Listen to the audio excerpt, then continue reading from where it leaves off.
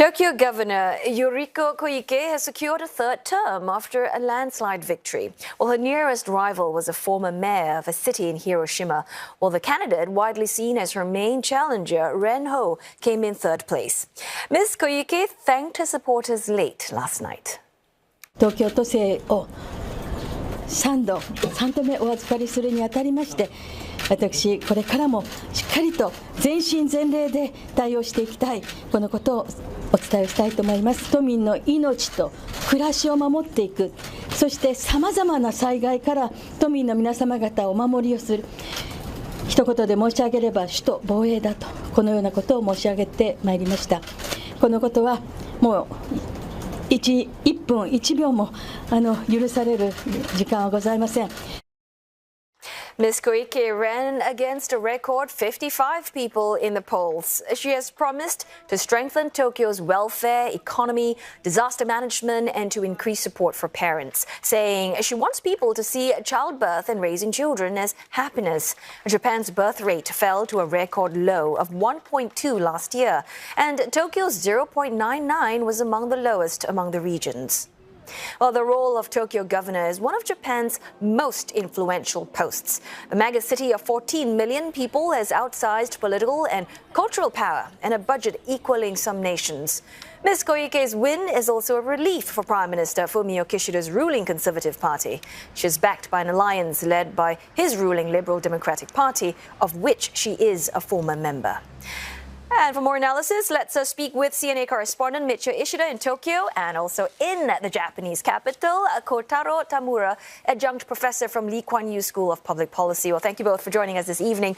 First to you, Professor, help us understand, what do the election results indicate about some of the key issues that matter most to Tokyo's voters, like their priorities and their concerns?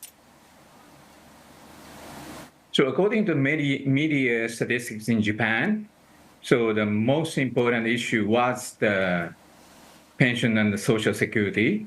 The second was the economy and employment. Third one is disaster prevention. So that is more like national election topics. So, Michio, can you just also help us understand, I mean, with Koike, what do you think is going to be the most significant challenge for her post-election? How is she going to, address some of those concerns which Professor mentioned, whether it's social security, the economy, or disasters? Well, actually, Ms. Koike stressed in her victory speech that children first policy is her utmost of importance. It's on the back of Tokyo's fertility rate of less than 1, and she pledged to subsidize childbirth. Rents for households with children.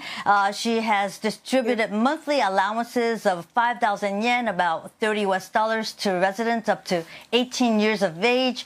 Already she's promoted free high school education, but that actually drew criticism from governors of other prefectures, arguing she can do it because Tokyo is a rich city. She wants to promote a digital transformation and to promote hospitals for those with dementia. And she wants to promote higher wages for workers and social welfare, as there are more and more care workers leaving the job. And she needs to stop that trend. And she is concerned about the recent heat wave, frequent natural disasters, and stressed she will protect lives of the people of Tokyo. But she must lay out a specific plan.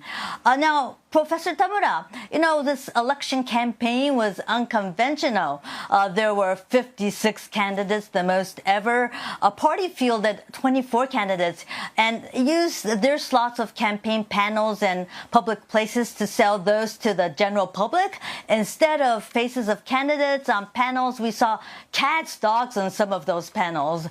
Then when Ms. Koike gave her campaign speech, there were onlookers shouting at her, demanding that she quit.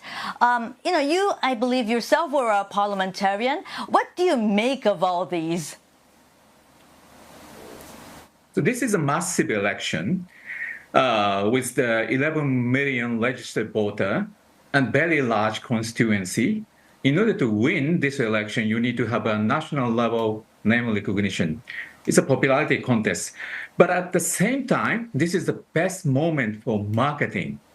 So many YouTubers and TV talent try to make the most use of this opportunity to sell themselves. And Japanese election law must be amended. We didn't assume so many candidates are coming to campaign at the same time. So many, so there was no enough space, as you have mentioned, for posters to be hanged. So Japanese election is coming to the very interesting moment, and the frustration among the public, especially young people, is not actively, but toward the Koike-san's rival. So I think I see the frustration like that is happening UK, France, Canada, probably in the US. So, like other G7 nations, Japan's people's frustration coming from high price and also anxiety coming from the technological change to the society. I think that's making these kind of very interesting phenomena. And Professor Tamura, you talked about, to a certain extent that this is a popularity contest. So to what extent does Koike-san's victory indicate about the LDP's strength and influence in Tokyo politics and its ability to maintain that control in future elections? So as I mentioned, this is very special, election. This cannot be a litmus test. This cannot be a litmus test for the incoming lower house election. But at the same time, there was a very good touchstone happened at the same time. That was a by-election for the Tokyo government gubernatorial assembly election. It's a by-election, only happened in 9 constituency. Out of 9, LDP could won only 2 seats. Used to have 5 seats out of 9. It was not perfect, but even worse. Although opposition this time was so fragmented compared to the government change happened 2010, 15 years ago, but LDP is losing toward that weak, fragmented oppositions.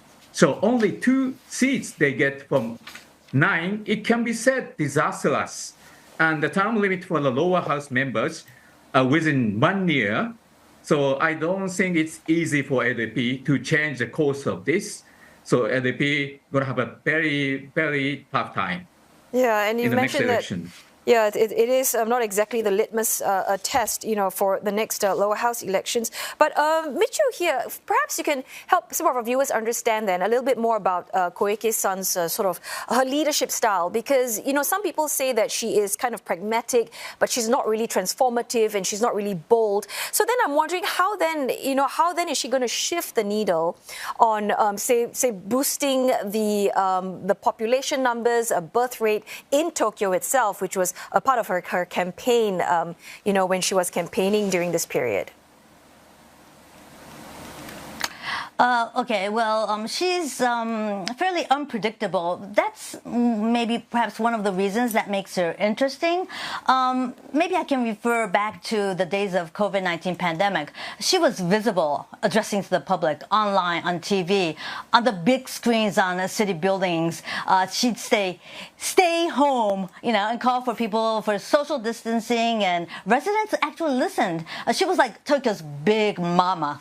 Then she is known for her ex-handle name, Eko Yuri. She was environment minister, and she implemented the light summer wear, no necktie style for men. Staff her environment ministry then worked in light attire, and that style expanded to many sectors to help reduce power usage of air conditioners. And her recent green undertaking as governor is requiring new homes to be installed with solar panels from 2025, and it's expected to reduce Tokyo's greenhouse emission by 50% by 2030. For inbound tourists, she launched this nighttime entertainment with projection mapping, and most iconic is Godzilla projection mapping. But she really needs to figure out a more effective children's policy to raise Tokyo's fertility rate. We don't need more people in Tokyo. It's crowded enough, but we do need more women to be encouraged to give birth. But it's challenging because many women in Tokyo actually work. They have a job. Now, Professor Tamura, in this election, there were many high-profile candidates. One of the major candidates would be former model and cabinet minister, Ms. Renho. And we thought that she'd be in tight competition against Ms. Koike with her party, the Constitutional Democratic Party, gaining momentum, winning a series of elections this year. But Ms. Renho wasn't even runner-up, beaten by this unknown former mayor of a city in Hiroshima who took 24% of votes. He didn't even have political party backing. So what happened here, do you think? I think, she lost the support from the independent voters. Independent voters in Tokyo is the largest chunk of the voters. And the largest number was taken by, as I mentioned, the unknown former mayor in the countryside was the, gainer of the largest vote from independent. So Renho-san's biggest mistake was she was not talking about her own policy.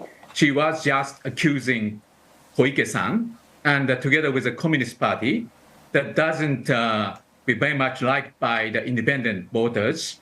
So I think she made two mistakes. One is not talking about her own policy, just blaming, and shake hands with Communist Party that is more hated by independent voters. That's the huge mistake, I think. So those mistakes aside, Professor, how do you think Koike-san's re-election, do you see it reflecting maybe the broader narrative of a shifting political landscape in East Asia, whether it's in South Korea or in, Japan or in China? Maybe is there a sense that there's rising nationalism or populism or some kind of a democratic resurgence? Do you notice any broad-based difference across East Asia? Well, from this Tokyo gubernatorial elections, I don't see that very much. But as Michio-san mentioned, Koike-san's final goal is to be a prime minister. So many voters come to understand this is nothing but a waiting position, Tokyo governor, and she's ready to become the very first female prime minister in the conservative LDP. Although she sounds like she knows how to sound good, how to look good, because she used to be like people like you, media anchor person. So sometimes she disguises she's progressive, but sometimes if she need it, she try to be a conservative. So she cannot be a touchstone. The national momentum is going right wing or left wing because she's such a great populist. But I think people are waiting for the change. Yeah. That's the outcome of the second run-up. Unknown candidate from local city get more than 1.5 million votes. So Japanese people definitely want change, like the people in the UK or France or Canada. Yeah, so Professor, very quickly before I let you go, what are her chances of becoming prime minister, you think? Just very quickly. It's very slim at the moment. Okay. Not very big. All right, great. Just want to get your insights on that. Thanks so very much. We have run out of time, but it's always so good talking to you, Michio, and as well as our Professor Tamura speaking to us, both of you speaking to us from Japan.